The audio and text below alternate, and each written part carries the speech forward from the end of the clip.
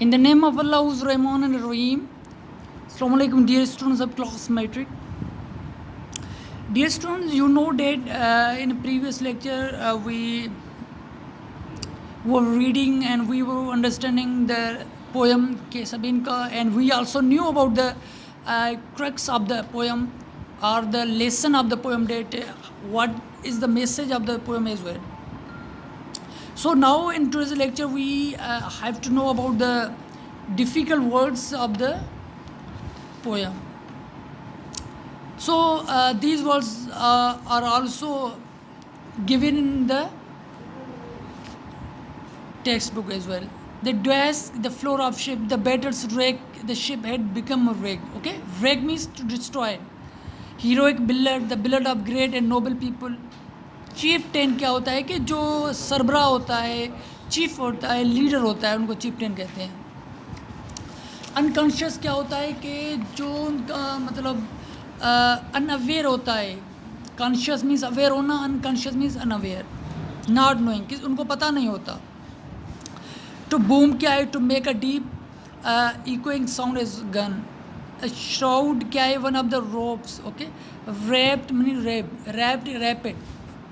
Okay, gallant, gallant मतलब brave को कहते हैं, बोल्ड को कहते हैं. बैनर, बैनर क्या है? तो फ्लैग, और फ्लैग होता है कि एक झंडा होता है, banner. Street covered with small pieces. Okay, the mast क्या होता है कि थिक टाल पोल ऑफ द वुड. आप देखते हैं ना कि जो शिप्स में, इवन बोट्स में ये चीज़ें होती हैं. पोल मतलब जो होता है शिप के ऊपर. Helm, wheel for steering a ship. Okay, a pennon, a narrow flag flown from the top of the mast. Okay, so dear students, here what you have to do, the write a short note on the poem the Ke Sabin Ka. What do you learn about the battleship from this poem? Okay, आपको ये दोनों चीज़ें आपको homework के तौर पे use करनी है कि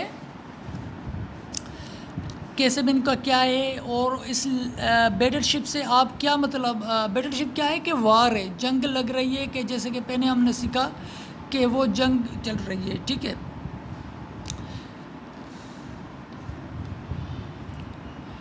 non textual exercise, the forming of questions. This is the correct time, can be the change into the questions. Is this the correct time? Change the following system into question. आपको क्या होता है कि positive को हम question में कैसे change करेंगे.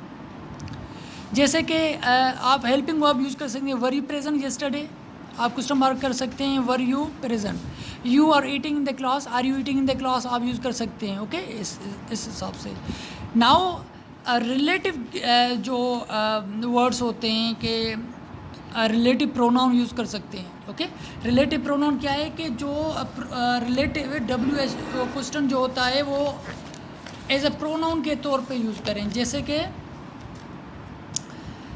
Who, what, where, when, home. Okay, who किसके लिए यूज़ होता है? हु यूज़ होता है कि फॉर पर्सन. वाट किसके लिए यूज़ होता है? वाट for all things. Okay, things, objects, even person के लिए भी यूज़ होता है. पर्सन के लिए कब यूज़ होता है? जहाँ हमें कोई एग्जैक्ट नंबर का पता ना हो. वेयर कहाँ, प्लेस के लिए यूज़ होता है. वेन, टाइम के लिए यूज़ होता है. हुम, पर्सन के लिए यूज़ होता है, लेकिन एज अ ऑब्जेक्ट के तौर पर. यहाँ यूज़ करें for suppose, what are you saying, आप क्या कह रहे हो. वेयर आर यू गोइंग, आप कहाँ जा रहे हो, कि मतलब ये एक क्वेश्चन है. ओके,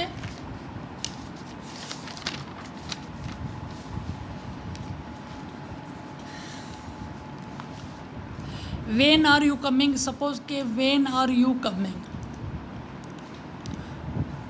हुम आर यू कॉलिंग, आप किसको बुला रहे हो. हु आर यू, आप कौन हो.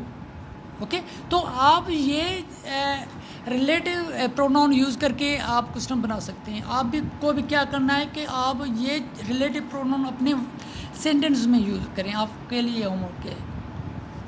शॉर्ट आंसर क्वेश्चन, जिसको हम क्वेश्चन टैग्स भी कहते हैं, कि वो कैसे यूज़ होते हैं. सपोज करें कि यहाँ एक एग्जाम्पल है, did you come by bus. Yes I did. यहाँ क्या होता है कि we have not give the complete answer.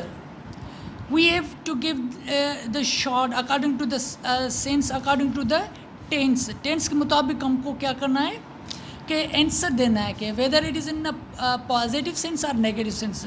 Okay, suppose करेंगे डिड यू कम बाय बस, क्या आप बस के थ्रू यहाँ आए? अगर आप आए हो तो आप कहेंगे येस आई डिड, क्योंकि यहाँ डिड का यूज़ है, पास्ट की बात हो रही है। अगर पास्ट की बात हो रही है तो आप वही हेल्पिंग वर्ब यूज़ करेंगे।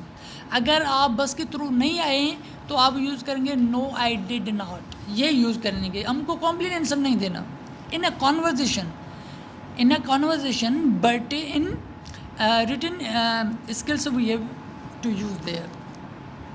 Answer the question by using yes or no with a short reply. Are you a student of class metric? Yes, we are. Do you study in class 8? No, we do not. Do you have many students in your class? Yes, we have. क्योंकि have use है. Do you pay fees? Yes, we pay.